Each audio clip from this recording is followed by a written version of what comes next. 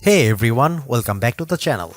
Today we are taking a closer look at the Samsung's latest clamshell foldable, the Galaxy Z Flip 7. This is the 7th generation of the Flip, and for the first time in a while, it feels like Samsung is making bold moves. We have got a bigger screen, a bigger battery, a better cover display, and a surprising chip change. So in this video, we'll cover all the notable upgrades, the one questionable downgrade, and why this flip might be the best version yet, or the one you wait to escape. Let's jump in. At first glance, the Flip 7 looks familiar, same overall vibe. But look a little closer and you will notice a key change. Everything is slightly bigger.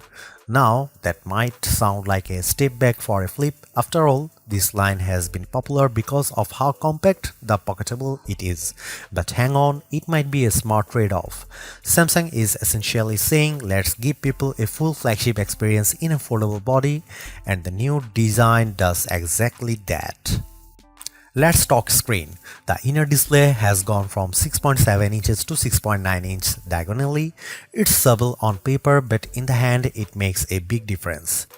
Apps feel roomier, typing is easier, watching videos, doom scrolling TikTok, it feels more immersive.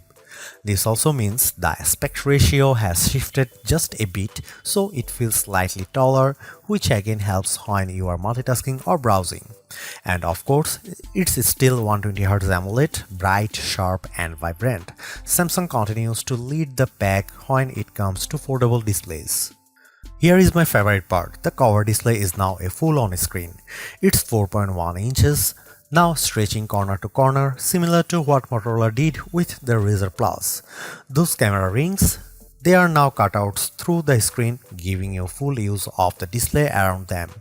And it's not just big, it's also brighter and runs at 120Hz, so using it feels snappy and fluid. And here's the best part, you can do a lot more without ever folding the phone. Check notifications, run widgets, control music, reply to texts, and yes, take selfies using the main cameras with a real-time preview. It feels futuristic and it's genuinely practical. Samsung's software here has caught up with the hardware and it feels like the Flip finally has the always closed mini phone experience down. Battery life on previous Flips was, let's say, okay, but this time Samsung upgraded the battery to 4300 mAh, up from 4000 mAh last year. That may not sound huge, but the better efficiency and that larger body to hold it, the Flip 7 should easily get through a full day for most users, even with moderate to heavy use. And if you mostly use the outer display for quick stuff, you will expand it even further. The camera hardware here hasn't changed much.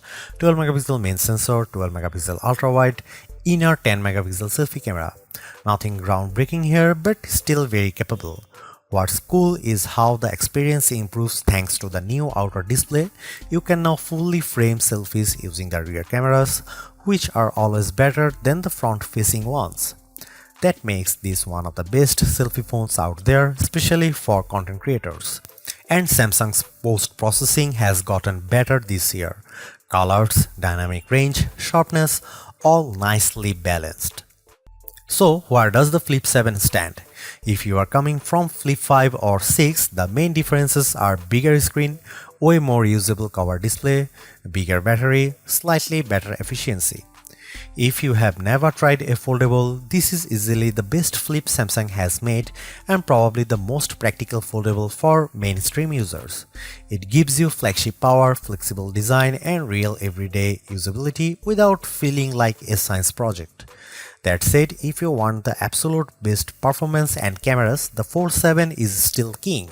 But if you value portability, practicality and fun, the Flip 7 is the move. Alright, that's everything on the Galaxy Z Flip 7. What do you think of the upgrades? Are you okay with the Exynos chip or are you holding out for Snapdragon only versions? Let's talk in the comments, and if you are new here, hit the like, subscribe and bell icon so you don't miss future foldable reviews and comparisons.